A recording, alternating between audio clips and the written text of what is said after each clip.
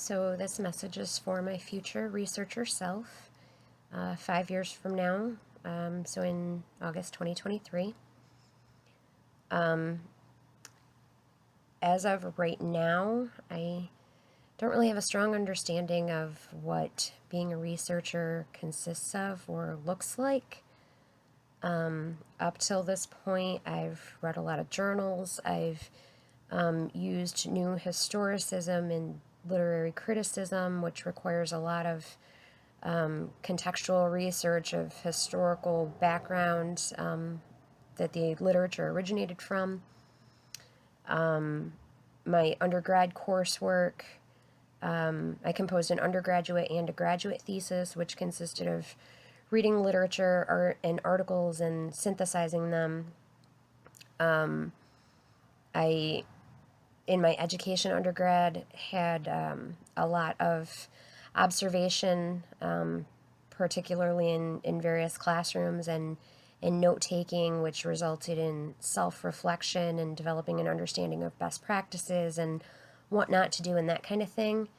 But I suspect that that's all probably pretty different from what is referred to as research at this new higher level.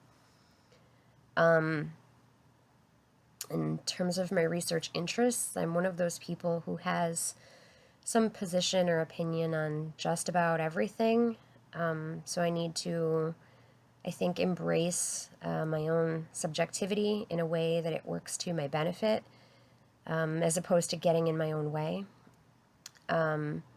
Ultimately, I want to be the best possible educator that I can, not so much a researcher per se. I don't have any lofty long-term goals related to research. However, I do want to establish the skills to better understand research and the skills to more effectively identify and locate or create, if necessary, the tools to create more positive student learning outcomes. No two classrooms are the same, no two students are the same. So to be a strong educator, I think it's probably pretty crucial to be able to research various methodologies and theories and analyze data and synthesize the various facets of those methodologies into an approach that's appropriate for a given student or subject or situation. Throughout college, we learn a lot from our peers as well as our professors, and I don't think that should stop outside of our role as students. I think that research is how we will get that feedback and continue to get that guidance and use the successes of others to create our own successes, as in our professional roles as educators. My interests specifically are a bit fuzzy at this point. I do have general interests in adults in higher education, particularly adults who have been away from the classroom for a long time. I know a lot of my students are over the age of 40, so that's a majority of the population that I work with in my classrooms. And I also have a focus more toward online learning. Well, I have no idea if there's anything to it or if it's just coincidence that I've noted in my students. I'm curious if there's any kind of connection or relationship between what I call low emotional intelligence and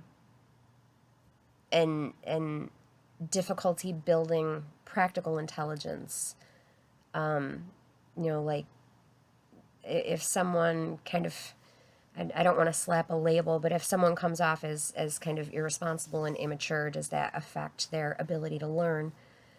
And I think that research would help me identify if learning theories like scaffolding or activating prior knowledge or aggressive formative assessment would help build and overcome any possible deficiency in emotional intelligence to help make the building of practical intelligence more attainable. Like I said, it's something that I've kind of picked up on in some of my students who don't perform as well, and I think that because I see it so often, I'm just kind of wondering if there's legitimately something there. In terms of what the future looks like, for starters, I hope that 5 years from now I have a stronger understanding of what the various research methods consist of. Maybe by 2023 I may even have a favorite.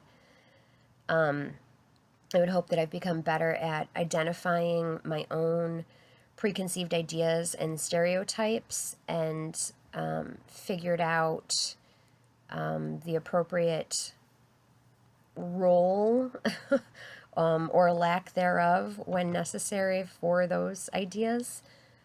At this time, I anticipate one of my biggest hurdles will be identifying my own biases, and learning how to either make them work to my benefit when it comes to research, or remove them entirely from the research process.